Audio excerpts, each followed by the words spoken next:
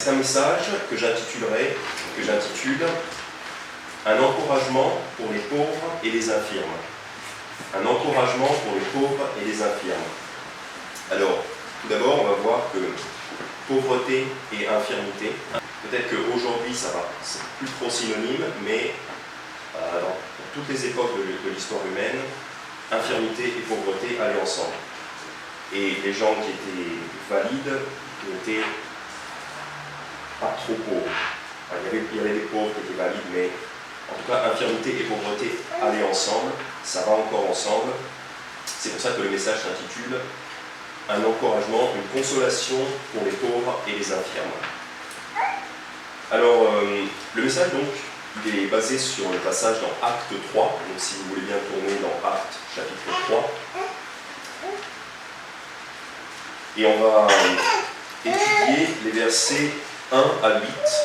Au départ, je voulais étudier les versets 1 à 16, mais en fait, il y a tellement à dire que on va se cantonner au verset 1 à 8. Donc, je vais le lire. C'est l'Osterval de 1996.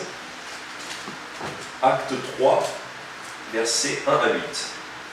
Pierre et Jean montaient ensemble au temple à l'heure de la prière, qui était la 9e. Et il y avait un homme impotent dès sa naissance, qu'on portait et qu'on mettait tous les jours à la porte du temple, appelée la Belle, pour demander l'aumône à ceux qui entraient dans le temple. Cet homme, voyant Pierre et Jean qui allaient entrer dans le temple, leur demanda l'aumône. Mais Pierre, ayant les yeux arrêtés sur lui avec Jean, lui dit « Regarde-nous ». Et il les regardait attentivement, s'attendant à recevoir quelque chose d'eux. Alors Pierre lui dit « Je n'ai ni argent ni or, mais ce que j'ai, je te le donne. Au nom de Jésus de Nazareth, lève-toi et marche. » Et l'ayant pris par la main droite, il le leva, et à l'instant, la plante de ses pieds et ses chevilles devinrent fermes. Et sautant, il se tint debout et marcha, et il entra avec eux dans le temple, marchant, sautant et louant Dieu. Merci Seigneur pour ce passage d'acte, et Seigneur, je t'en prie, aide-moi à tirer les enseignements adéquats de ce passage. Amen. Alors, tout d'abord, donc on va voir principalement 3 éléments. Tout d'abord, on a, au verset 2 et 3, on a connaissance d'un homme qui est donc impotent dès sa naissance, verset 2, et il y avait un homme impotent dès sa naissance, qu'on portait et qu'on mettait tous les jours à la porte du temple, appelé la Belle, pour demander l'aumône à ceux qui entraient dans le temple. Donc en fait là, j'aime bien, quand je lis ce verset, je trouve qu'on a un aperçu en fait du système de sécurité sociale de Dieu. Parce que là, on a tous les éléments, on a un homme impotent, donc impotent ça veut dire qu'il ne peut pas marcher, donc il est infirme, dès sa naissance, on appelle ça un handicapé. Alors, il ne peut pas travailler, il ne peut vraiment pas travailler, parce qu'on le porte, il est dit qu'on portait. Donc, on est même obligé de porter cet homme pour l'amener à l'endroit où il va mendier. Et donc, c'est pour qu'il puisse demander l'aumône à ceux qui entraient dans le temple. Donc là, on a un magnifique exemple. Enfin, c'est un peu triste, bon, c'est un infirme, mais on a un bon exemple du système de sécurité sociale qui est prévu par Dieu. C'est-à-dire, les gens qui ne peuvent pas travailler peuvent recevoir l'aumône. Et là, cet homme-là ne peut pas travailler parce que on est même obligé de porter pour l'emmener à cet endroit où il demande l'aumône. Verset 3, cet homme, voyant Pierre et Jean qui allaient entrer dans le temple, leur demanda l'aumône. C'est ça qu'il fait. Quand il voit quelqu'un qui va entrer dans le temple, il leur demande l'aumône. La Bible, alors Dieu, dans sa sagesse, ne prévoit pas que quelqu'un reste à la maison et reçoive l'argent à ne rien faire. Voilà. La Bible ne parle pas d'un système de sécurité sociale où les gens restent, profitent du RSA par exemple, typiquement c'est ça, ne font rien et profitent du RSA. C'est quelque chose que je ne pensais pas que c'était possible, parce qu'en fait je pensais que pour toucher le RSA, il fallait chercher activement du travail auprès de Pôle emploi. Et alors on est supposé chercher du travail quand on est au RSA, mais quelqu'un m'a dit apparemment, on n'est même pas obligé, alors arrêtez-moi si je me trompe, mais apparemment, pour être au RSA, on n'est même pas obligé de chercher du travail. C'est-à-dire qu'on peut rester là tranquille, parce que le RSA c'est la CAF, on peut rester là chez soi, toucher le RSA et ne rien faire. Et on appelle ça la sécurité sociale. Dieu n'est pas du tout pour ça. Alors attention, là on ne parle pas du chômage, on ne parle pas de la retraite, parce que si vous avez cotisé pour le chômage, si vous avez cotisé pour la retraite, même si vous avez cotisé pour le RSA, c'est acceptable de recevoir ces choses, parce que le système social français vous le permet, donc c'est tout à fait acceptable. Par contre, la personne qui ne veut pas travailler, la personne valide qui ne veut pas travailler, et en fait il y en a qui gardent et touchent le RSA par exemple, ou alors leurs parents payent pour eux. Par exemple, ça peut être des jeunes hommes qui restent chez leurs parents qui ne veulent pas travailler. Dieu est totalement contre ça et c'est méchant de faire ça. Voilà. Mais c'est vraiment différent, c'est différent du chômage et de la retraite. Chômage et retraite, vous y avez droit, vous avez cotisé pour, le système français vous le permet, vous avez tout à fait le droit de le prendre. Là, ce qui n'est pas prévu par Dieu, c'est quelqu'un qui reste à la maison et qui ne veut pas travailler.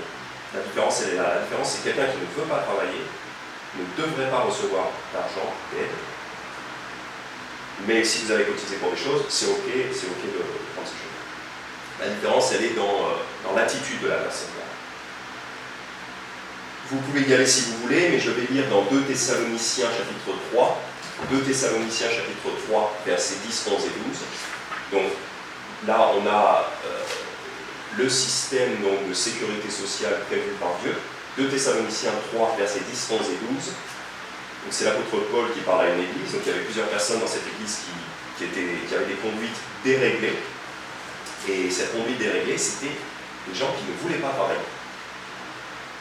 Car aussi, lorsque nous étions chez vous, nous vous déclarions expressément que si quelqu'un ne veut pas travailler, et c'est ça la clé, si quelqu'un ne veut pas travailler, il ne doit pas non plus manger.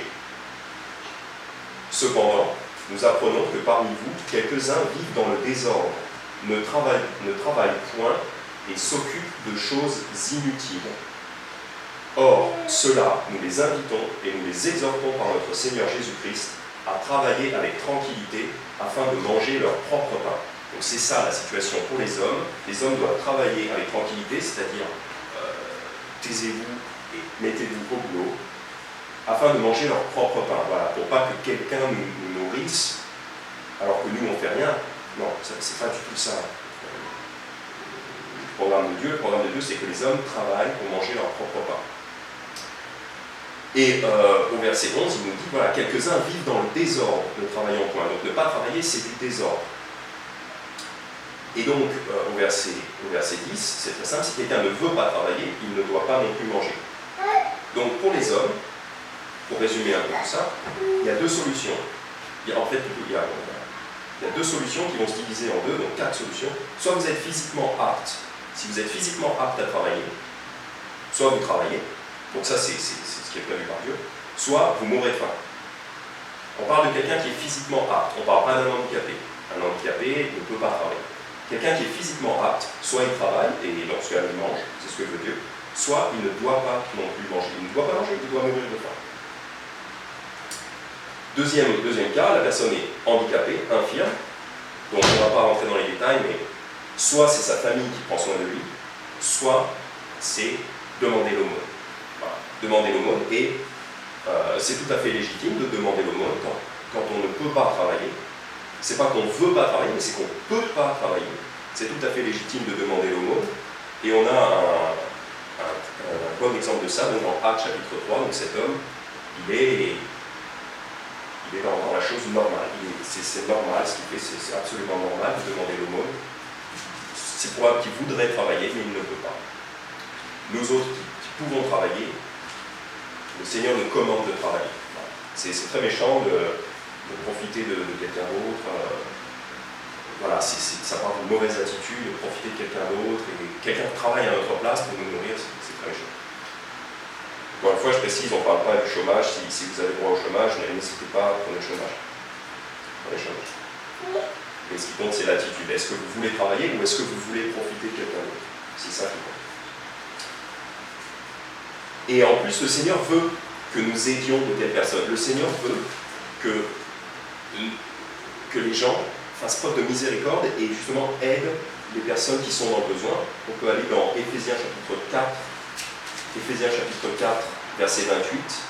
Donc en Éphésiens chapitre 4, verset 28, la Bible nous dit, donc c'est même un commandement, que celui qui dérobait ne dérobe plus, mais qu'il travaille plutôt de ses mains à quelque chose de bon, afin qu'il ait de quoi donner à celui qui est dans le besoin. Donc le Seigneur reconnaît qu'il y aura des gens dans le besoin. Des gens qui ne peuvent pas travailler ou qui sont dans une mauvaise passe, il peut y avoir des gens dans une mauvaise passe. Voilà. Celui qui dérobait, donc en langage moderne, ce serait celui qui profitait du système, celui qui vivait au crochet de ses parents ou qui profitait du système, que celui-là ne fasse plus ça, que celui-là ne dérobe plus, mais au contraire qu'il travaille de ses mains à quelque chose de bon, afin qu'il ait de quoi donner. Donc le Seigneur veut que l'on donne, afin qu'il ait de quoi donner à celui qui est dans le besoin, parce qu'il y aura toujours des gens dans le besoin, et le Seigneur veut que l'on donne et que l'on aide à ces gens-là. Surtout s'il y a des frères et des sœurs parmi nous qui ont des besoins, qui sont dans la difficulté, le Seigneur veut qu'on les aide. Voilà. Mais le Seigneur dit à celui qui est dans le besoin, il ne dit pas d'aider les paresseux, voilà, parce que la paresse, c'est quand même un péché assez grave, et le Seigneur ne veut pas qu'on aide les paresseux, le Seigneur veut qu'on aide ceux qui sont légitimement dans le besoin. Voilà. Je vais vous dire quelques proverbes qui appuient ces choses-là, donc le fait que l'Éternel veut que nous donnions à ceux qui sont dans le besoin. Proverbe 19, 17, celui qui a pitié du pauvre prête à l'Éternel et il lui rendra son bienfait. Donc celui qui a pitié du pauvre, c'est-à-dire si j'ai pitié d'un pauvre et que je lui donne, donc que je lui donne de l'argent, je prête à l'Éternel, donc ça veut dire que l'Éternel voit ça et quelque part il me récompensera d'une autre manière ou plus tard, et en tout cas l'Éternel n'oubliera pas ça. Proverbe 22, verset 9, l'œil bienfaisant sera béni parce qu'il aura donné de son pain aux pauvres. Donc l'œil bienfaisant, si mon œil, si je vois un pauvre et que je lui fais du bien, donc l'œil bienfaisant, si je vois quelqu'un qui est pauvre et que du coup je lui fais du bien, eh ben, je serai béni, l'œil bienfaisant sera béni parce qu'il aura donné de son pain aux pauvres. Donc le Seigneur bénit si nous donnons des ressources à ceux qui sont dans le besoin. Et Proverbe 14, 31, celui qui fait tort aux pauvres déshonore celui qui l'a fait, mais celui-là l'honore qui a pitié du nécessiteux. Donc celui qui fait tort aux pauvres, c'est-à-dire si vous ne donnez pas à ceux qui ont besoin, vous déshonorez celui qui l'a fait, c'est-à-dire le Créateur, vous déshonorez le Créateur. Parce que même les pauvres sont aussi faits à l'image de Dieu, autant que vous, autant qu'un riche, un pauvre, sont tous les deux faits à l'image de Dieu. Donc si vous n'aidez pas le pauvre, vous déshonorez le Créateur. Mais celui-là l'honore, donc vous honorez votre Créateur, vous honorez Dieu, quand vous avez pitié du nécessiteux. Celui-là l'honore qui a pitié du nécessiteux. Donc c'est un honneur qu'on fait à Dieu, c'est une louange qu'on fait à Dieu, c'est une bonne action envers Dieu que d'aider les pauvres. Donc Dieu veut qu'on fasse cela. On a un bel exemple de ça en Actes chapitre 3. Deuxième élément que j'aimerais voir avec vous, c'est, donc là on entre, il y a un infirme qui est pauvre, ok. Maintenant on va voir un petit peu la consolation de cet état d'infirmité. Donc l'homme, en Actes chapitre 3 au verset 3, cet homme voyant Pierre et Jean qui allaient entrer dans le temple, leur demanda l'aumône. Donc il leur demande l'aumône, c'est normal, c'est ce qu'il fait d'habitude. Verset 4, mais Pierre, ayant les yeux arrêtés sur lui, avec Jean, lui dit, regarde-nous. Et il les regardait attentivement, s'attendant à recevoir quelque chose d'eux. Donc comme d'habitude, il s'attend à recevoir de l'argent, c'est normal. Verset 6, alors Pierre lui dit, je n'ai ni argent, ni or, mais ce que j'ai, je te le donne. Au nom de Jésus de Nazareth, lève-toi et marche. Donc là, on voit que les apôtres, ils n'ont pas de monnaie à lui donner. Ils ne lui donnent pas vraiment ce qu'ils s'attendaient, mais en fait, ils ont quelque chose d'infiniment meilleur à lui donner, qui est la guérison au nom de Jésus-Christ. Et donc, une guérison physique ici, donc évidemment, c'est d'une bien plus grande valeur que... Bon, si je donne 10 € à un handicapé, ça va l'aider pour une journée peut-être, mais s'il est soigné, bah, ça l'aide pour toute sa vie. Et là, on a une guérison physique, mais ça peut aussi ça peut aussi être une image de la guérison spirituelle, donc du salut. Ce que les apôtres ont, c'est une valeur infiniment supérieure à simplement aider un pauvre en lui donnant de l'argent, ce qui est bien. Mais le fait d'apporter Jésus-Christ, le fait d'apporter le salut et la guérison en Jésus-Christ, c'est d'une valeur infiniment supérieure à ce que tout l'argent du monde pourrait offrir. Pour voir ça, on peut aller dans 1 Pierre, chapitre 1, pour voir la valeur immense, la valeur immensément supérieure de ce que les apôtres peuvent offrir, et donc par extension ce que nous pouvons apporter aux gens. Donc la consolation du pauvre, elle est là. La consolation du pauvre, elle est que les richesses de ce monde, ok, on en a besoin, ok, voilà, c'est nécessaire et tout ça, mais le pauvre peut recevoir bien plus. Le pauvre peut recevoir le salut en Jésus-Christ, et le pauvre, une fois qu'il est sauvé, peut apporter le salut en Jésus-Christ. Donc même si monétairement je suis pauvre, et que donc, je ne peux pas forcément faire grand-chose, je ne peux pas forcément aider beaucoup de gens, j'ai quand même, si je suis moi-même sauvé, j'ai quand même quelque chose d'une valeur qui est tellement supérieure à l'argent monétaire qu'en fait, je peux apporter ça aux autres, en fait, je peux leur faire beaucoup plus de bien que si c'était juste de l'argent monnaie. Donc, on voit ça dans 1 Pierre chapitre 1, au verset 18, des versets 18 à 21. Donc 1 Pierre chapitre 1, versets 18 à 21. Sachant que vous avez été rachetés de la vaine manière de vivre que vous aviez hérité de vos pères, non par des choses périssables comme l'argent et l'or, mais par un précieux sang, comme d'un agneau sans défaut et sans tache, Christ, destiné déjà avant la création du monde, et manifesté dans les derniers temps à cause de vous, qui, par lui, croyez en Dieu, qui l'a ressuscité des morts, et l'a glorifié, afin que votre foi et votre espérance fussent en Dieu. Donc là, il nous dit surtout au verset 18-19, voilà, vous n'avez pas été rachetés, autrement dit, vous n'avez pas été sauvés avec des choses périssables comme l'argent et l'or. Donc là, on remet les richesses matérielles à leur juste place, c'est-à-dire nécessaires, mais qui n'ont finalement aucune valeur au regard de l'éternité. Donc on n'est pas racheté par ça, mais par un précieux sang, comme d'un agneau sans défaut et sans tache, Christ. Donc le sang de Jésus-Christ a une valeur immense et bien supérieure à toutes les richesses matérielles que vous pourriez acquérir et que vous pourriez donner. Donc, converti, vous avez la capacité, même si vous n'êtes pas riche, si vous êtes riche, tant mieux, que Dieu soit heureux, mais même si vous n'êtes pas riche, vous avez la capacité d'apporter quelque chose, d'apporter un don d'une valeur infiniment supérieure qui ne peut pas s'acheter avec l'argent et l'or. Donc le riche, il est là, dans le monde, il est puissant, il a un problème, il paye. Il veut quelque chose, il paye. Il veut faire du bien à quelqu'un, il peut payer, voilà, il peut faire du bien à quelqu'un. Le pauvre, il ne peut pas trop faire ça, il n'a pas beaucoup de pouvoir d'achat. Mais le pauvre, donc ça c'est la consolation du pauvre et de l'infirme, puisque ces deux choses-là vont ensemble. La consolation du pauvre, c'est que je peux apporter un cadeau d'une valeur inestimable à quelqu'un et il n'a pas besoin d'argent. Prier à Dieu, ça ne coûte rien. Chanter les louanges de Dieu, ça ne coûte rien. Évangéliser, ça ne coûte rien. Vous prenez la Bible, vous parlez à des gens, vous leur montrez, vous leur expliquez, ça ne coûte absolument rien. Ça coûte juste du temps, mais le riche et le pauvre, ils ont du temps, pareil. Donc, voilà la consolation du pauvre. Donc, première consolation du pauvre, c'est que vous pouvez, même si vous n'avez aucune ressource financière, vous pouvez apporter aux gens un don, une valeur qui est inestimable. Donc, pensez-y.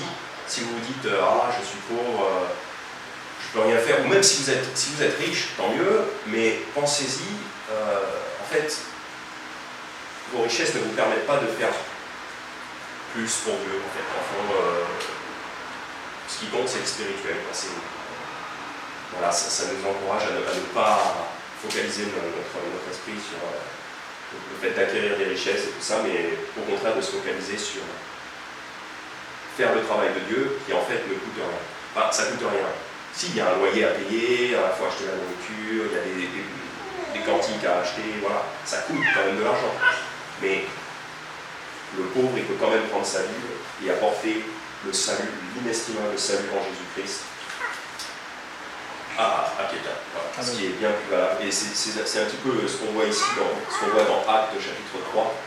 On voit un petit peu ça parce que Pierre il dit « Je n'ai ni argent ni or, mais ce que j'ai, je te le donne, au nom de Jésus de Nazareth, lève-toi et marche. » Quand je lis ça, j'ai toujours l'impression qu'il lui dit j'ai pas d'argent, mais j'ai quelque chose de bien supérieur. J'ai quelque chose de bien supérieur. Je le lis un peu entre les lignes. Et c'est le cas. Donc posons-nous la question, est-ce qu'on veut acquérir de l'argent pour aider les autres? Est-ce que c'est vraiment aussi bien que ça de vouloir acquérir de l'argent pour aider les autres? Est-ce qu'il ne vaudrait pas mieux être plus spirituel afin d'aider les autres sur le plan spirituel? La réponse, pour moi, elle est évidente. Il vaut beaucoup mieux être plus spirituel soi-même pour pouvoir aider les autres sur le plan spirituel, plutôt que d'être plus riche pour pouvoir aider les autres sur le plan matériel. Il vaut beaucoup mieux être riche, selon Dieu, pour pouvoir aider les autres spirituellement. Donc la consolation du pauvre, c'est que en fait, le pauvre qui est converti, il a quelque chose de bien plus valable que toutes les richesses du monde entier. Proverbe 28,6 dit « Le pauvre qui marche dans son intégrité vaut mieux que celui dont les voies sont détournées et qui est riche. » Voilà, donc il vaut mieux être pauvre et suivre Dieu et être intègre plutôt que d'être riche mais d'être pas intègre. Voilà, c'est une évidence dans les proverbes. Alors maintenant, pour un petit peu plus consoler les infirmes et les pauvres, on va voir la raison de cette infirmité. Parce que là, en Actes chapitre 3, il y a un homme qui est infirme, il ne peut pas travailler, voilà, c'est triste pour lui. On va voir deux raisons possibles pour l'infirmité de cet homme, et donc de n'importe qui. Peut-être qu'il y a des gens qui se disent, pourquoi est-ce que j'ai telle ou telle infirmité, pourquoi depuis ma naissance je suis malade, je suis blessé, voilà, je suis infirme, pourquoi ça m'arrive à moi, pourquoi Dieu permet-il que je souffre, pourquoi Dieu permet-il la souffrance dans le monde? C'est des questions que souvent les gens se posent. Et donc on va donner deux explications. Ce n'est pas les seules explications, mais c'est des explications. Première explication, donc pourquoi Dieu permet que des gens soient infirmes? Eh bien, première explication, il fallait qu'il y ait des miracles pour approuver les apôtres. En fait, pour prouver qu'ils viennent bien de Dieu.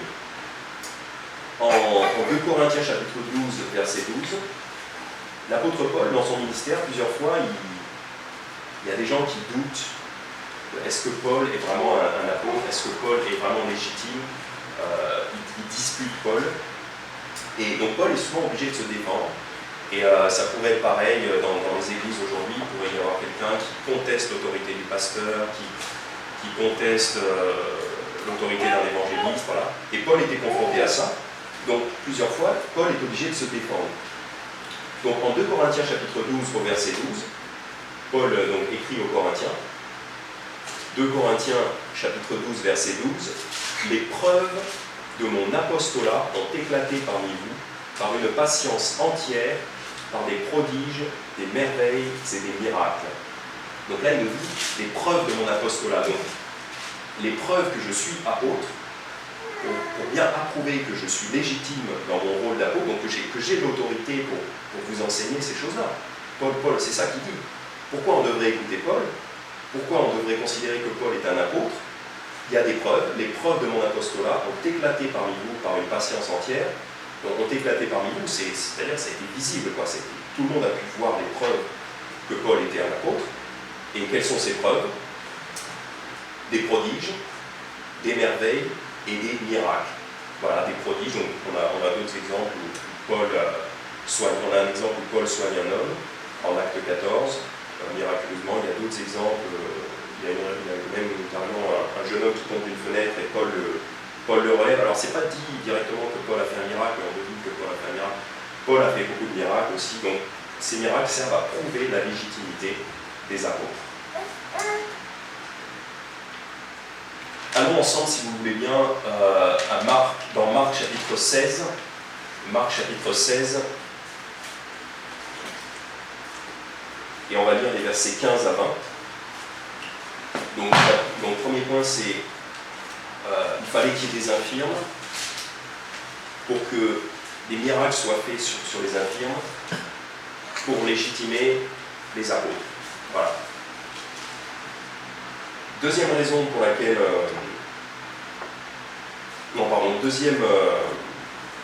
deuxième élément donc, qui a rapport avec le fait de légitimer donc, les apôtres.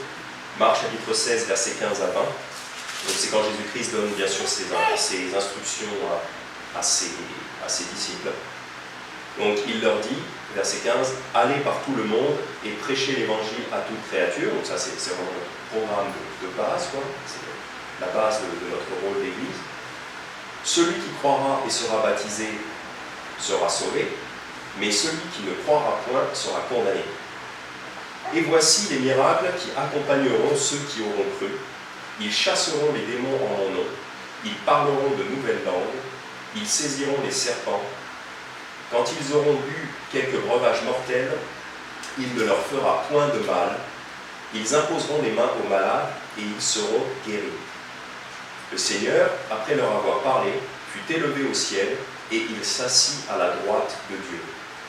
Et eux, étant partis, prêchèrent partout, le Seigneur opérant avec eux et confirmant la parole par les miracles qui l'accompagnaient. Donc c'est ça l'élément principal, c'est qu'au verset 20, donc le Seigneur opère avec eux, il confirme la parole par les miracles. Donc les miracles sont là pour confirmer la parole. Donc quelque part, ça répond. Donc c'est une réponse à la question pourquoi il y a des infirmes. Donc, c'est pour que le Seigneur puisse confirmer la parole par des miracles. Il fallait que le Seigneur montre, il faut que le Seigneur montre. D'abord, quand Jésus était là, il faisait les miracles pour montrer vraiment que lui, il soigne. Et ensuite, les apôtres pouvaient faire des miracles similaires pour montrer qu'eux aussi, ils venaient de Dieu, qu'eux aussi, ils étaient légitimes pour justement enseigner toutes ces choses-là. Et on va voir ça, et on va finir là-dessus. En fait, en acte 3, le monsieur, il est impotent, et en fait, il ne peut pas marcher. Parce que Jésus va soigner des aveugles, Jésus va soigner des sourds, des muets. Jésus va soigner des gens, une dame qui saigne, enfin voilà. Là, le monsieur, il est boiteux. Et au verset 7, donc acte 3, verset 7, et l'ayant pris par la main droite, il le leva, et à l'instant, la plante de ses pieds et ses chevilles devinrent fermes, et sautant, il se tint debout et marcha, et il entra avec eux dans le temple, marchant, sautant et louant Dieu. Donc là, on a quelqu'un qui passe du fait d'être allongé, enfin, en tout cas il est par terre, il ne peut pas marcher, à quelqu'un qui est debout, qui marche et qui saute. Et on va voir ça, en fait, c'était prévu, ça a été prévu dans l'Ancien Testament. Et ce passage d'acte 3, en fait, il est l'accomplissement. Alors, il y a sûrement eu d'autres occasions, mais ce passage d'acte 3, il est l'accomplissement, en fait, d'une prophétie qu'on voit dans l'Ancien Testament, en Ésaïe 35. Donc, je vous invite à aller dans Ésaïe 35. Ésaïe 35 nous fait une prophétie qui en fait est accomplie dans Acte 3. Et c'est ça qui est intéressant, on lit Acte 3, on se dit, ah oui, c'est l'accomplissement d'Ésaïe. Et c'est ça en fait que la Bible dit, quand la Bible dit que le Seigneur opérait avec eux, confirmant la parole par des miracles. Parce qu'en fait, la parole de Dieu dans l'Ancien Testament prévoyait des miracles, prévoyait des guérisons. C'est ce qu'on va voir. Et quand ça se passe à l'époque, les gens, ils se souviennent que c'était écrit dans l'Ancien Testament. Et comme ils voient ça sous leurs yeux, ils se disent, ah oui, c'est l'accomplissement. C'est l'accomplissement de... On va voir ça dans Ésaïe 35. Dans Ésaïe 35, je commence au verset 1. Le désert et le pays aride se réjouiront. La solitude sera dans l'allégresse et fleurira comme le lys. Elle fleurira et elle sera dans l'allégresse. Elle poussera des cris de joie et des chants de triomphe. La gloire du Liban, la magnificence de Carmel et de Saron lui est donnée. Ils verront la gloire de l'Éternel, la magnificence de notre Dieu. Fortifiez les mains languissantes et affermissez les genoux tremblants. Dites à ceux qui ont le cœur troublé, prenez courage et ne craignez plus. Voici votre Dieu. La vengeance viendra, la rétribution de Dieu. Il viendra lui-même et vous délivrera. Donc là, voilà, prenez courage, Dieu va venir. Voilà, on annonce l'arrivée de Dieu. Verset 5. Alors les yeux des aveugles seront ouverts, des choses que Jésus a fait. et les oreilles des sourds seront débouchées, les choses que Jésus a fait, littéralement, physiquement. 6. Alors le boiteux sautera comme un cerf. Et voilà notre monsieur d'acte 3. Alors le boiteux sautera comme un cerf, prévu par Ésaïe, accompli par les miracles des apôtres, en acte 3. Et la langue du muet chantera de joie, car des eaux jailliront au désert et des torrents dans la solitude. Donc en fait, les gens qui connaissent leur Ancien Testament, à l'époque, donc en Judée, à Jérusalem, les gens qui connaissent leur Ancien Testament, ils voient ça. Ils voient un boiteux se relever. S'ils connaissent un minimum leur Ancien Testament, ils se souviennent, mais l'Ancien Ésaïe, on parlait, c'est où déjà et tout, et on regarde. Ah ouais, Ésaïe chapitre 35, bon à l'époque, ils ne comptaient pas le chapitre. Ils voient ça dans Ésaïe, alors le boiteux sautera comme un cerf, ils voient ça se produire dans la réalité, dans le monde. C'est donc légitime. Les apôtres accomplissent les prophéties de l'Ancien Testament. C'est de là qu'elle vient leur légitimité. Parce qu'ils font comme ce que disaient les Écritures. Donc, puisque les apôtres accomplissent Ésaïe 35, verset 6, en l'occurrence, pour notre exemple, il est logique, il est normal, il est absolument normal de comprendre, de croire, de comprendre que les apôtres sont aussi porteurs du message qui vient après. Donc on continue à lire Ésaïe 35, verset 7. Le lieu aride se changera en étang, et la terre altérée en source d'eau. Le lieu où les chacals avaient leur gîte sera un parc de roseaux et de joncs. Et il y aura là une route et un chemin. On se souvient que Jésus dit « Je suis le chemin, la vérité et la vie. Personne ne vient au Père que par moi. » Donc Jésus est le chemin. Et il y aura là une route et un chemin qui s'appellera le chemin de la sainteté. Celui qui est souillé n'y passera point. Parce que celui qui est souillé n'y passera point, parce que quand on est en Jésus-Christ, Jésus efface toutes nos souillures. Bon. Et ceux dont les péchés n'ont pas été effacés, ceux qui n'ont pas cru en Jésus-Christ, n'entreront pas au paradis. Voilà. Ne prennent pas ce chemin-là, ils n'entreront pas au paradis. Celui qui est souillé n'y passera point, mais il sera pour eux seuls. Donc c'est seul le peuple de Dieu, seuls ceux qui auront été sauvés. Mais il sera pour eux seuls, deux points, ceux qui marcheront dans ce chemin, même les insensés ne s'égareront point. Ça veut dire que si vous êtes sauvés, même si plus tard dans votre vie, vous faites des trucs un peu fous, insensés, vous continuez dans le péché. Si vous êtes insensé, par exemple, il se peut que quelqu'un commette la fornication après avoir été sauvé, c'est possible, ou d'autres péchés graves, des choses complètement insensées. Ceux qui marcheront dans ce chemin, même les insensés, ne s'égareront pas. Donc, même si vous êtes insensé, vous n'avez pas de sagesse, si vous êtes sauvé, vous ne vous égarerez point. Ça, c'est l'assurance du salut. On trouve l'assurance du salut ici. Quand on est sauvé, on ne peut plus s'égarer. On est trouvé, on n'est pas perdu, on n'est plus perdu, on ne peut plus s'égarer. Verset 9, il n'y aura point là de lion, les bêtes farouches n'y monteront pas, donc plus de violence, voilà, et ne s'y trouveront point, mais les rachetés y marcheront, donc les rachetés, ceux dont l'Éternel aura payé la rançon, voilà. Car il y a un seul Dieu et un seul médiateur entre Dieu et les hommes, l'homme Christ Jésus, qui s'est donné lui-même en rançon pour tous. 1 Timothée chapitre 2, il y a un seul médiateur entre Dieu et les hommes, l'homme Christ Jésus, qui s'est donné lui-même en rançon pour tous. Donc, ceux dont l'Éternel aura payé la rançon, c'est bien entendu ceux qui ont cru en Jésus-Christ. Et ceux dont l'Éternel aura payé la rançon retourneront et viendront en Sion avec un chant de triomphe. Une allégresse éternelle sera sur leur tête. Ils obtiendront la joie et l'allégresse, et la douleur et le gémissement s'enfuiront. Plus de violence, plus de souffrance, plus de tristesse, une assurance du salut, voilà, le fait qu'on soit racheté, on est racheté en Jésus-Christ. C'est l'évangile qui est là, en Ésaïe 35. Donc, quand on a en acte 3, donc à l'époque, et aujourd'hui encore, parce qu'on peut lire ces choses-là, quand on est témoin d'un tel événement, une guérison miraculeuse comme ça, On se souvient d'Ésaïe. Ésaïe prévoyait la guérison miraculeuse. Et quand on regarde ce qu'il y a après, et on se dit, les gens qui sont porteurs de cette guérison miraculeuse sont aussi porteurs de l'Évangile. C'est ça la légitimité. C'est pour ça qu'en fait les miracles légitiment les apôtres, les miracles rendent les apôtres légitimes, parce qu'on voit que ces choses-là vont ensemble. Guérison miraculeuse va avec évangile, évangile spirituel.